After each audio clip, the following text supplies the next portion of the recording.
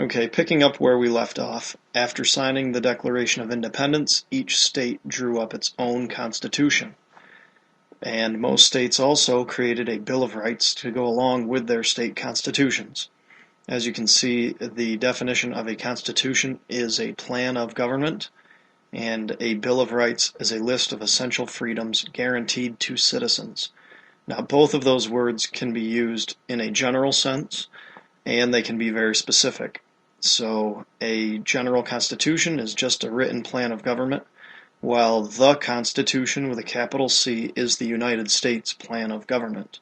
Same thing goes for the Bill of Rights. New York, they wrote their Constitution in 1777, and it served as a model for the United States government. It had three branches of government, and those three branches are the legislative branch, the executive branch, and the judicial branch.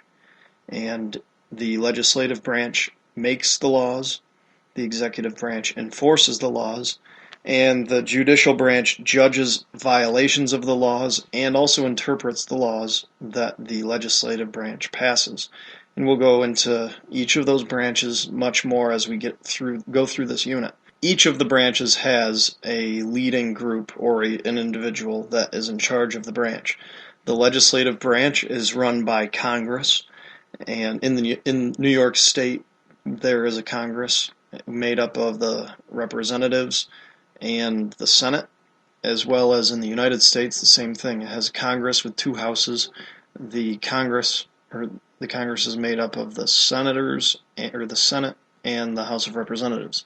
The executive branch in New York is run by the governor, Governor Cuomo, and in the United States, the executive branch is run by the president, President Obama. The judicial branch in both New York State and the federal government is run by the Supreme Court.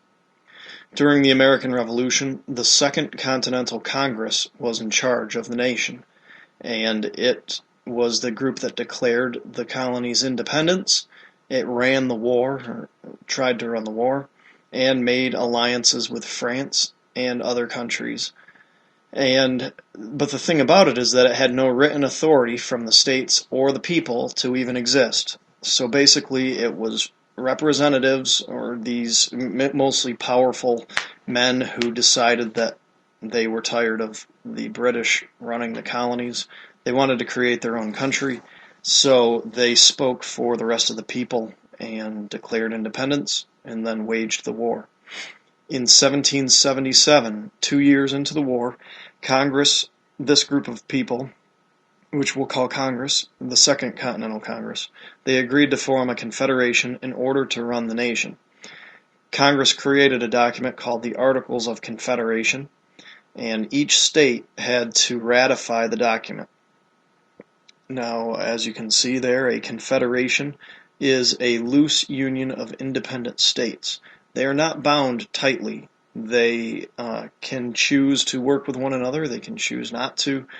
Ratify means to approve. Just a fancy word, a fancy way to say, yes, approve. By 1781, all the states ratified the Articles of Confederation, and the United States government began being run by the Articles of Confederation. Now, there were problems with the Articles of Confederation. And some problems were that the government was way too weak, and it didn't have the power to tax the people to raise money. It didn't have the power to really enforce its laws, and it wasn't able to control the changes that were happening in the country. So by 1786, there was an uprising in Massachusetts. And what happened was Massachusetts farmers couldn't pay their taxes, and so Massachusetts, the government, was taking their land and putting the owners in jail. And so, of course, if they're in jail, they can't sell their crops and repay their debts.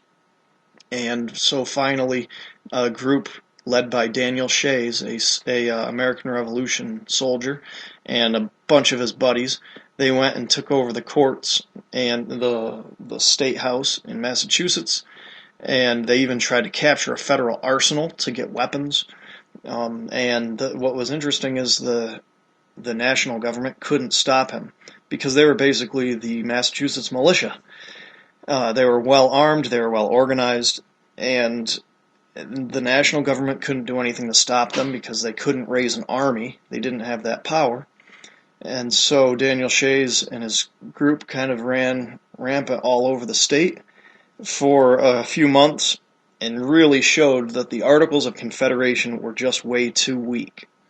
So after George Washington and others in the government went and talked him down and made some agreements with him, they realized that, you know what, we need to change our government. We need to get a government that is powerful enough to raise an army, for one, to collect taxes, to make laws that people will obey. And that is the end of this lecture. We're going to move on to the United States government now in just a moment. Have a good night.